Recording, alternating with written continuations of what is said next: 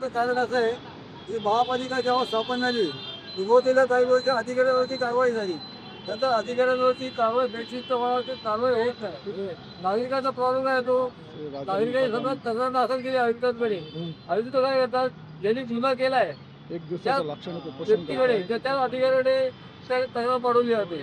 आयुक्तांना पाहिजे अशी विनंती होती की एमसी ऍक्ट 481 या तहत ती अधिकारी नेमायला पाहिजे. त्याच्यामध्ये परिपत्रक आहे महाराष्ट्र शासनाचं, त्याच्यामध्ये परिपत्रक स्पष्टपणे म्हटलेलं आहे की अधिकारी प्रतिकृत करा.